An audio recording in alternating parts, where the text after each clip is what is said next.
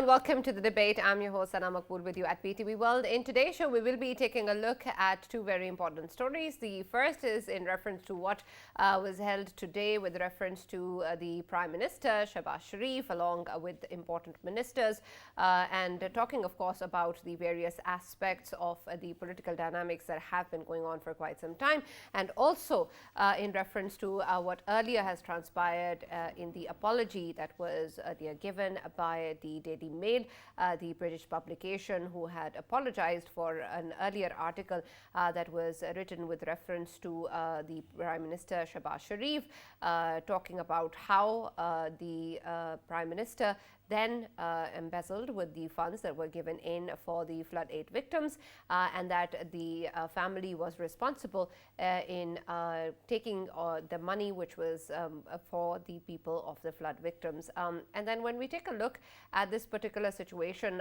then of course the Prime Minister is now redeemed. He has spoken about this at length and has also talked about what exactly happened in terms of the cost that he had to pay personally as well, and then of course what Pakistan had to also go through, considering that the entire image was tarnished of a country who had received donations for a natural catastrophe, which were then used by the then political setup for other reasons, which was what the article back then was accusing him of. But now, of course, the publication has taken down the articles and have also rendered an apology. And to this, the Prime Minister spoke about how this was important in terms of the Sharif family's name, of course, the kind of commitment and sanctity that has always been upheld by the PMLN. And then, of course, also in reference to what the PTI did in the time when the article was released, talking about the PMLN, the way that the party has taken in money, what they did, how they handled the government, and of course what the accused with regards to the PTI chairman, talking about being someone who's never patriotic towards the country and has, of course, taken a look at only his own political gain. Something, of course, that we have seen over the past few months is perhaps evident more of him rather than the incumbent setup. But then when we take a look at exactly what has happened then and now, what the Prime Minister kept on referring to was the fact that the PTI has considered its own political gain as more important than the country's, and that, of course, has damaged the foreign policy and the economy to great length, and which is what he reiterated in the press conference held earlier today as well, talking about how the image of the country has, of course, been damaged, and that the PTI chairman and his minions took a heartless approach in this Daily Mail case, not taking a look at the facts and not bothering to go ahead with the investigation, instead using this as a way to malign the PMLN. We're going to be talking a little bit more about this in our first segment, taking a look at what this and other measures and steps taken by the PTI, the result that those measures have had in terms of the damage the country has had to bear, especially in terms of foreign policy and the economy. And then, of course, still we are dealing with, what the finance minister also spoke about with regards to speculations of the country defaulting, again talking about how this is not something that is going to happen, and that in fact what was done earlier was that the PTI had laid down landmines for the next government because of the way that their economic policies had been going ahead. And because of these reasons, he has also talked about exactly what the PTI had done in the past and how that is still something that the current setup is dealing with. That is going to be our first segment of the show today. Our next one is going to take a look at what has happened in the KP Assembly, which has passed the helicopter bill despite huge opposition coming in and, of course, a lot of protests with regards to how this is not something that should be passed, and that there are many reservations and so should be discussed as well. The aircraft helicopter bill is something that allows the Chief Minister, along with the ministers and other public office holders, to be able to use aircrafts and helicopters for their own official or otherwise purposes as well. And then, of course, this also applies back from 2008 to now, which, of course, the opposition is saying is a way for the PTI to be able to seek NRO and to justify their usage in the past as well, and how this is not something that the province can afford and something that will be abused and so should not be passed. We're going to take a look at that at the end of the show today. For this and more, as always, in the studios, I've been joined by senior analyst Farooq Patafi. And for our first segment of the show today, we've been joined by Mr. Rana Maqbool Ahmed, who's a senator, PMLN. And we've also been joined by Dr. Hakan Najib, who's a senior economist. Thank you very much, gentlemen, for being a part of the show today.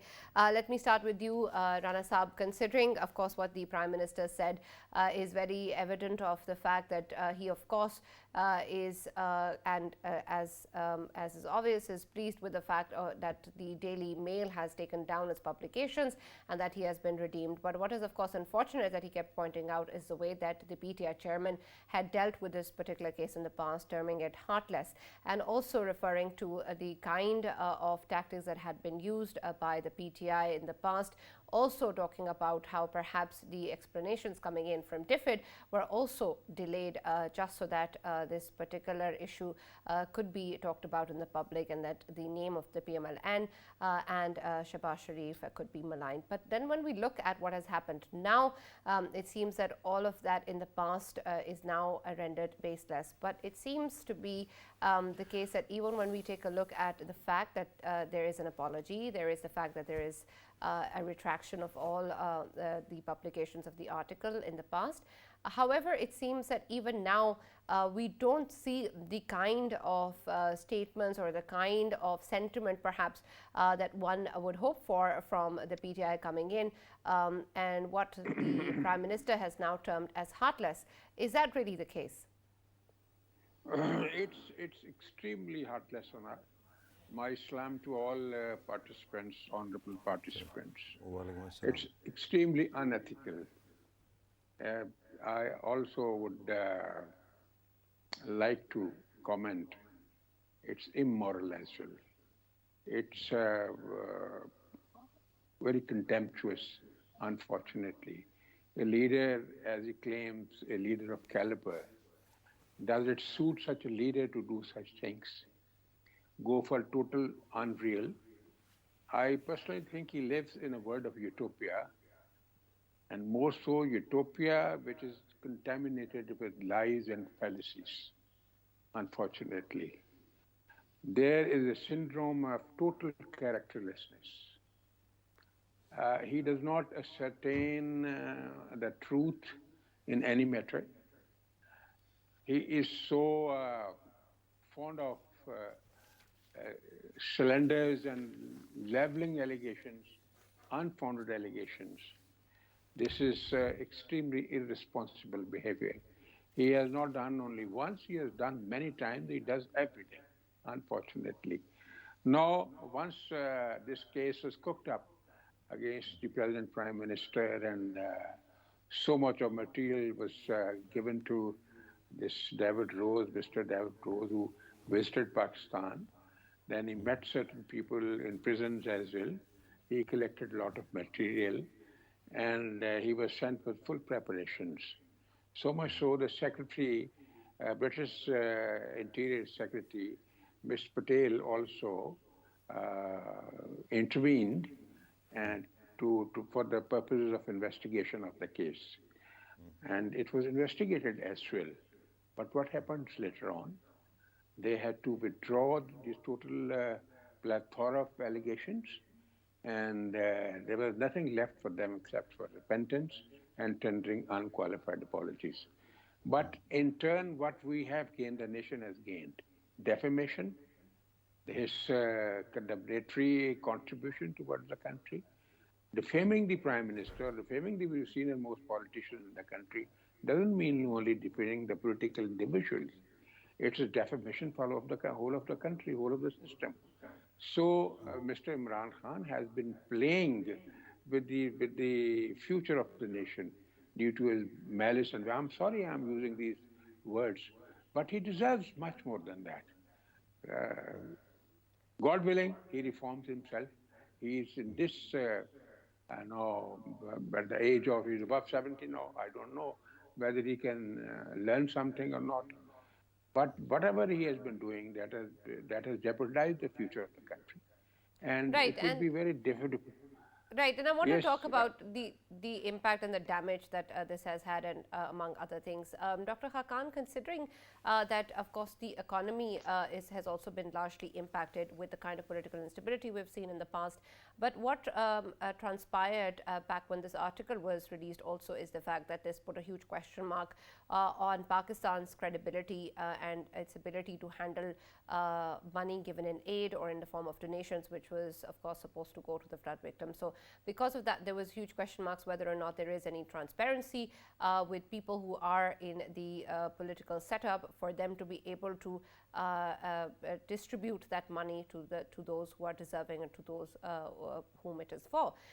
And so when we take a look at such an issue, I want to understand how big and how far-reaching an impact with regards to the future steps taken by other forms of donations or other countries coming forward as well has in terms of such an article coming out. I understand that the apology is here now and that the article is retracted, but there have been many years that have gone by, and I want to understand the impact that this has on the way that the countries look towards Pakistan when they want to provide aid or donation. And Dr. Saab, if you are wearing the donor's hat, could you also imagine whether it is even a factor or it is not a factor at all while considering whether to give aid or not?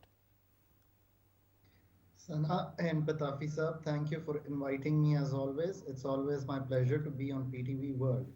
So look at it from the donor's perspective. Look at it from the perspective of the Western world or the developed countries who are providing you with money. Um, they always think that in the developing world, whether it's Pakistan or other countries, the systems, the governance structure, the corruption perception, the linkages all remain weak. And on top of that, if we have damaging articles about our leaderships, if we have damaging articles about how we spread our money, or how we spend our money, that always makes a higher dent into anything that we do. And that's despite the fact who is in power.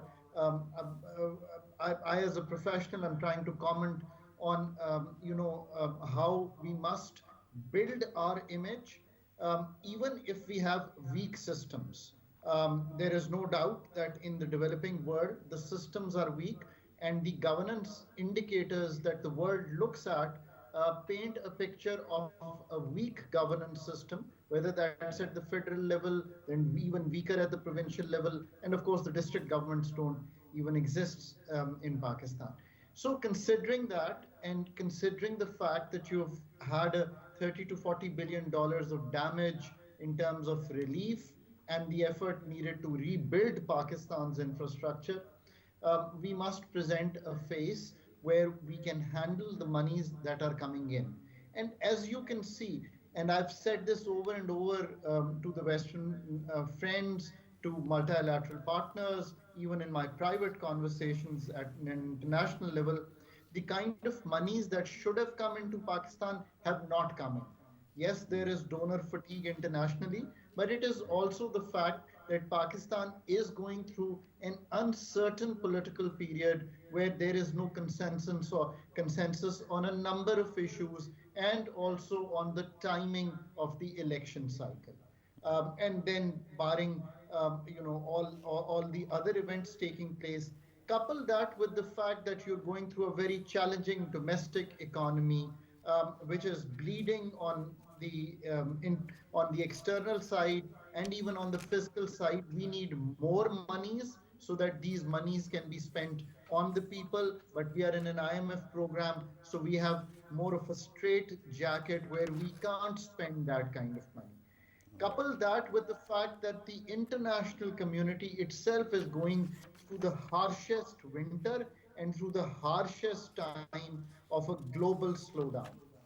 At this time, Pakistan, and I say this with all my heart to Pakistan, to all the leaderships, that they have to put up some kind of political certainty which creates Yeah. economic certainty.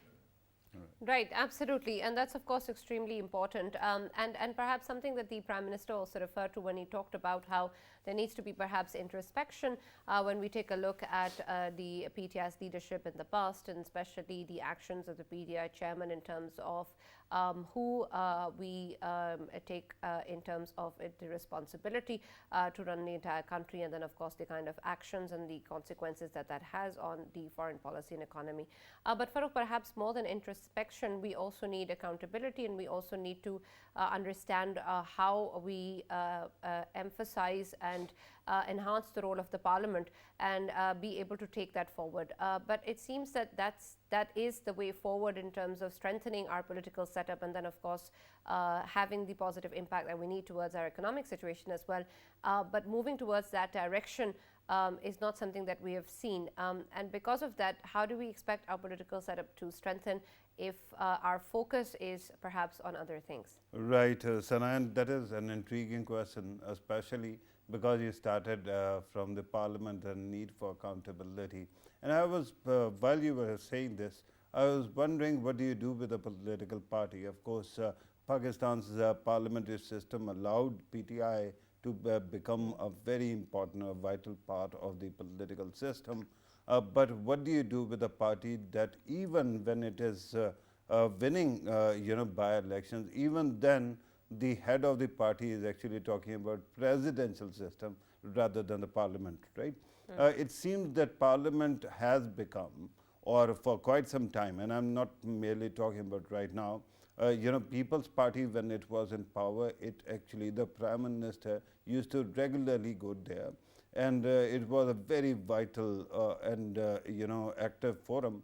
But after that, gradually, because of the polarization kept on increasing in the country, PMLN and then PTI also, it seemed that it was not being taken that seriously, because the number of bills that were coming out of the parliament actually slowed down. And your second part of the second topic actually shows you why is it that political parties don't attach that much importance to the parliament, save their own interest. So something has to actually change. But coming back to the Prime Minister's presser today, it was very really needed at this moment, I think, even though there was some problem with the time, duration, and because the cabinet had to go into a meeting, it was cut short very quickly. But I wish that all the panelists which were there, especially planning minister was there as well. So I was hoping to actually hear more about the flood plans as well.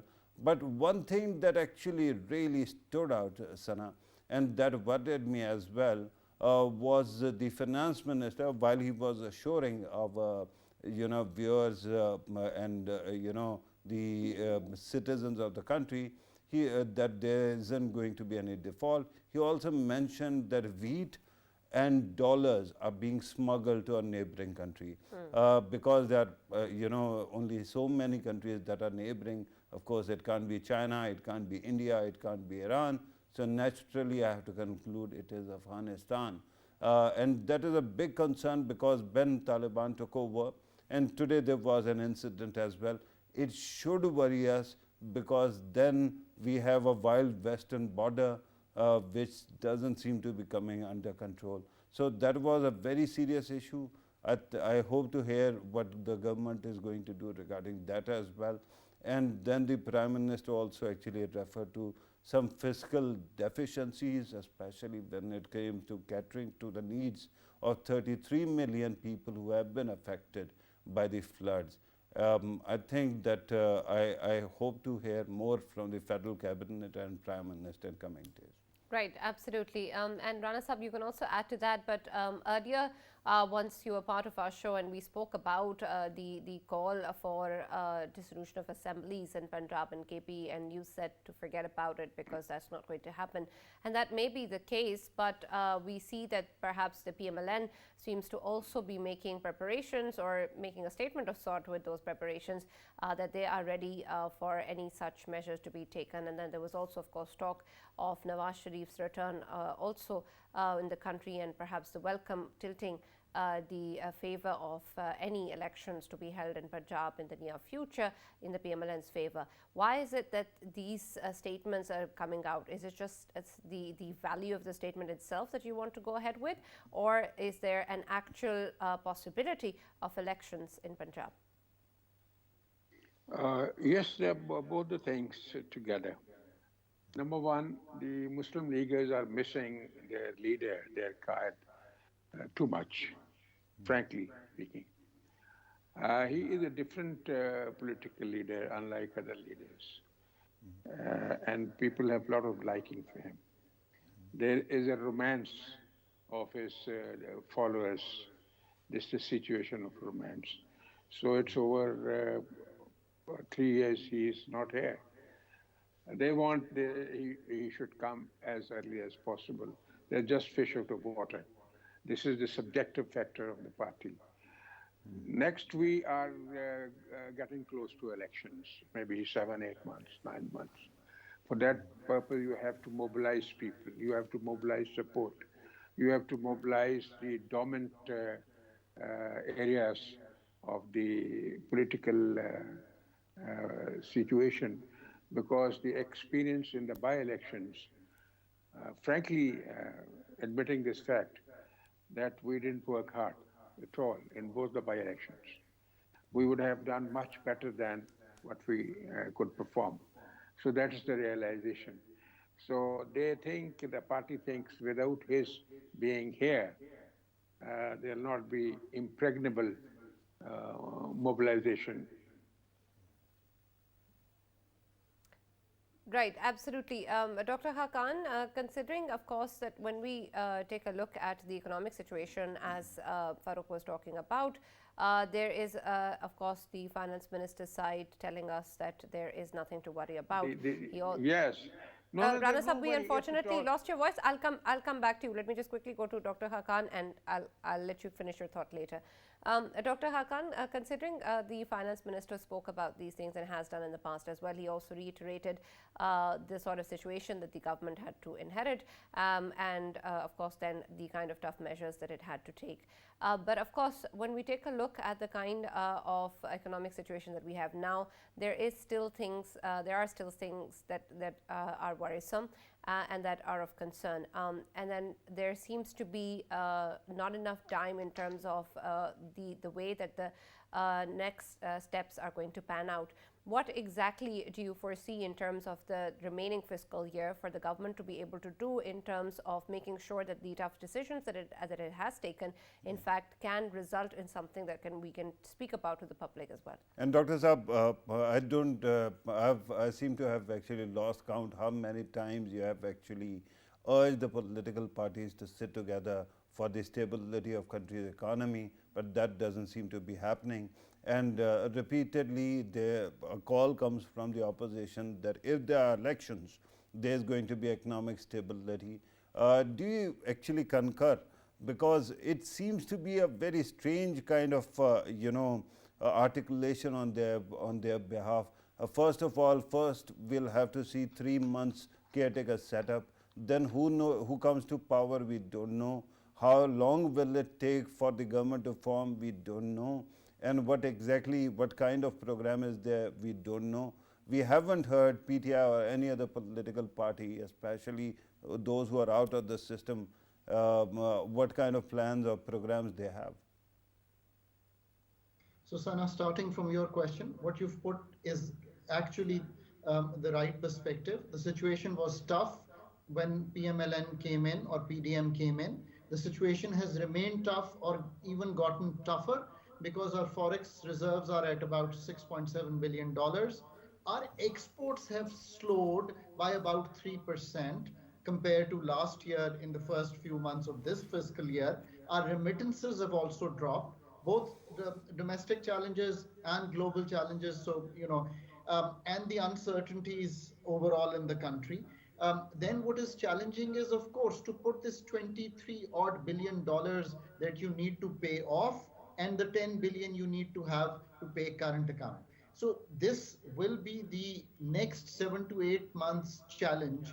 Though I think inflation was the challenge they had thought when they had formed government, But I think the challenge is completely shifted to maintaining a balance of payments where we don't incur any kind of crisis. Right now, it's challenging. We are not in a crisis, so let's not get into a crisis. And for that, Patafi Saab and Sana, IMF would remain to be the base. My base scenario still is that we will get into an IMF program in January, and one puts in a good word for Pakistan wherever one can, and the IMF to come back in January, the government to show leniency on whatever data is being asked. That would be my best approach. Sometimes you have to, get your head down and let the storm pass. This is that kind of situation. So let's handle it that way. So IMF gives us their money, we get other monies. The dollar versus rupee stabilizes, and we pass through this time. And with the betterment in the petroleum prices in the world, there is some semblance on the inflation side. So the government has, or whichever government is there, can help the people pass through the harsh winters a bit more comfortably. That's my base scenario to pass through. Patafi Saab, on your point, I've always said, look, we are a country over 75 years. Yes, there have been different forms of government, but these political leaders have been around for a long time. They are mature enough to realize that fighting or having an opposition is part of a parliamentary democracy. But at some times, creating certainty in the country is more important. And that's what I've been saying, whether it's a tripartite negotiation between, handled by the presidency and the opposition and the sitting government, but some kind of certainty must be seen where we can see an election cycle coming through whenever it comes through, it suits these things. And that would give credence. It is not going to be easy for even the interim setup to come in and handle, and whoever comes in next, the harsh decisions they would have to take would be very, very tough on them. Another IMF program would be looking us into the future, 80 or 110 billion dollars in the coming years, and we'll talk about how the next 3 years are looking. So this is an overall tough time. We want to ride this country out of the present and even in the medium term through very, very challenging waves. So let's get our head down, create certainty at least, and whoever wins elections, of course, Right. they have to take decisions which will make them, Absolutely. Dr. Zab, what creates more stability, a political engagement or consensus, or then fresh elections? Could you answer that as well? Political engagement to create certainty when the elections would be. I've always said you don't need political stability as much as you need political certainty.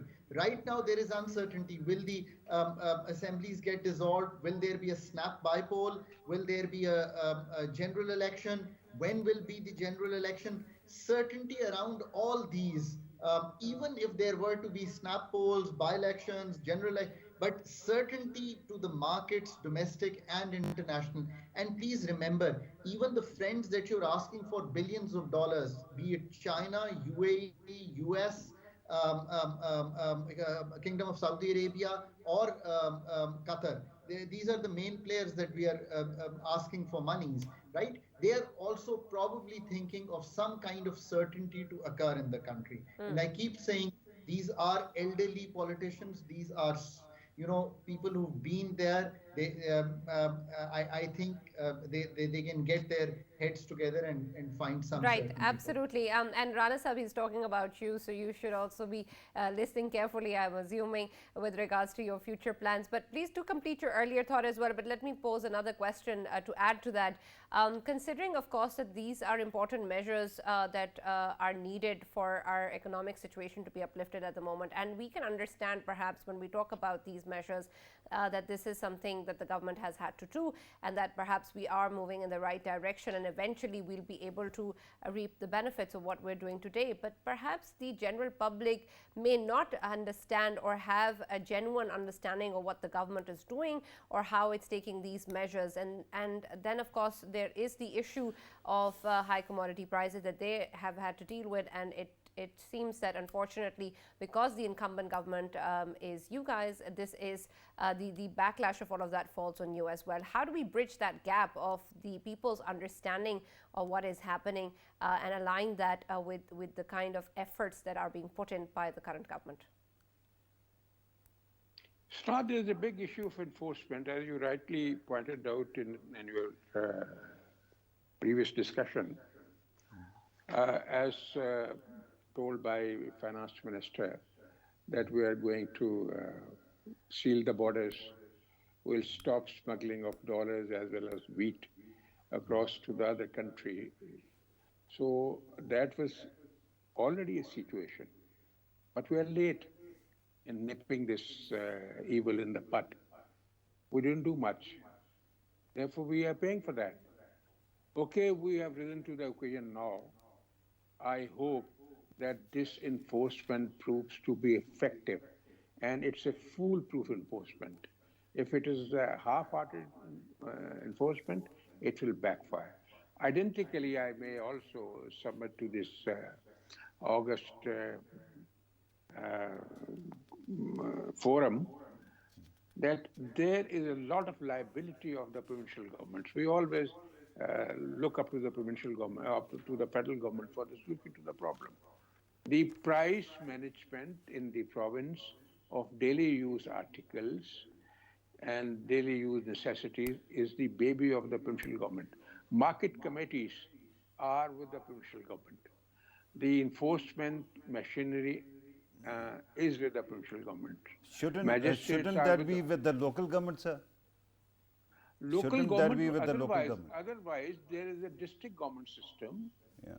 There is no local government at all in Punjab so far, but it's replaced with the enforcement system of the city government. The city government is there, their machinery is there, their executives are there. They are not being used for price enforcement, for taking action against the hoarders and the stockists, and the rate management, the market management, that is not being carried out. So therefore, this link is missing. Therefore, the predicament of people is increasing day by day. So the provincial governments, they have to also manage the food industry. The flour mills are with them, food supply is with them, the food stocks, the wheat stocks are with them. So they are not regulating it properly. Since I'm student of this phenomena of mechanism and enforcement, we can't analyze these issues in isolation. That is the major obstruction nowadays. The provincial governments are not performing. They must come up to the expectation of the people. Hoarders keep hoarding the stock, but there is nobody to check him. Right, absolutely. Rana Sahab, we'll talk more about... Agony of the people is increasing. Yeah. So, Sana, I may also, if you allow me, venture to disagree with an economic icon like Dr. Najib. He said politicians have been at the helm of the affairs. No doubt they have been. Were they really at the helm of the affairs? If we get back to the situation back in 2017-18, was Prime Minister of Pakistan, Mir Nawaz Sharif, whose setup was so productive and doing so well, was he really at the helm of the affair? The way he was kicked out. What I understand from Dr. Saab's statement is that he is telling you that you guys are actually the heroes of the story, whether you agree or not. Right. So you have to steer everyone out of the crisis. Yes, that is there. We'll do that. We have been already doing that. Give us the opportunity. We'll perform. And Mia You have all the Nawaz and opportunities. We're going to conclude this his people segment. Farooq, always anything you'd perform. like to add before that? Yes, you are. Go ahead. Yeah, okay. Sana, it all actually comes back to the question of accountability. Whether it is Daily Mail story, the way all these, contentious parties, particularly, the accountabilities are of that moment, other people, the way they framed it and they defamed Pakistani government or Pakistani state, whether there's going to be any accountability or not. That is the question. What exactly, I don't know about UK, but what is going to happen in this country? That is my question.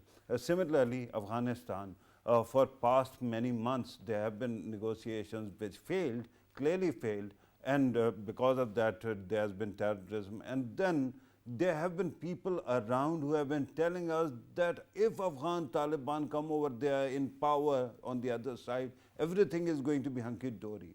All those people who were telling us and actually blindsiding us into this crisis, when today they have killed 6 people on our border just because our heroes were trying to fix the, boundary, taking care of the boundary. At that time it happens. Who's going to hold those people accountable? These are questions that we have to ask. If you are not going to have a follow-up, then we will keep on shuttling from one crisis to the other, and there will always be the question, who is going to be held accountable? Right, and Rana Sahab, these are important questions for you, but we're short on time, so I'm going to quickly go to Dr. Haqqan. Thank you very much for being a part of this segment. We're going to move on to the next one, but I'm not going to let you go before giving you a chance to respond to what Rana Sahab said earlier. So what I'm trying to say is that these politicians or not, they've been around, and I think there is some kind of political maturity. I'm actually giving them more credit and saying that now is the time.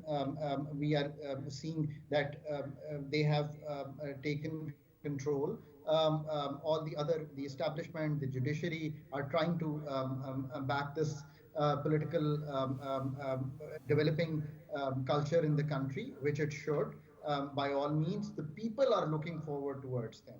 So let's hope we see something. Right, And I'll absolutely. always say to them. Right. Thank you very much, We'll Dr. look forward Haqqani, for and joining us and being a part of the debate. Rana Sahab, stay with us. We'll take a short break and be back with the next segment.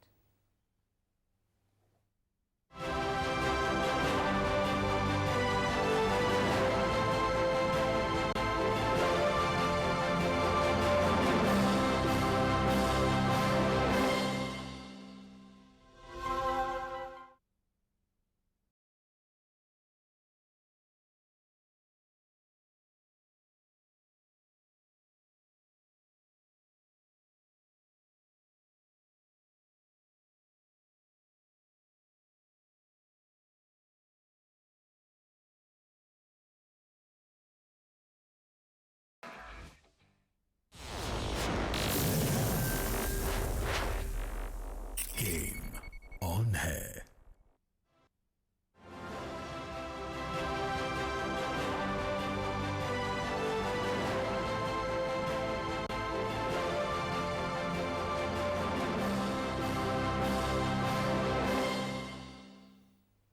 Welcome back to the debate. So the KP Assembly has passed what they call the helicopter bill, despite opposition coming in, and then of course questions being raised as to why this is being done, also with the opposition parties terming this as an NRO by the PTI.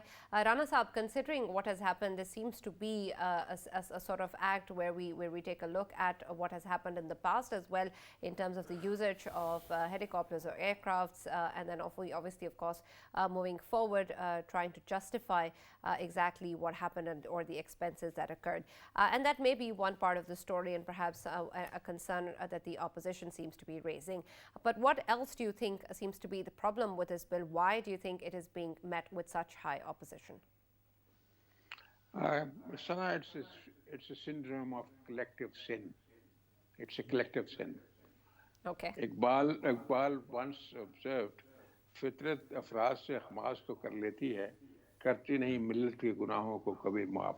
Collective sin is not forgiven. It's a collective sin by the parliamentarians of the KPK.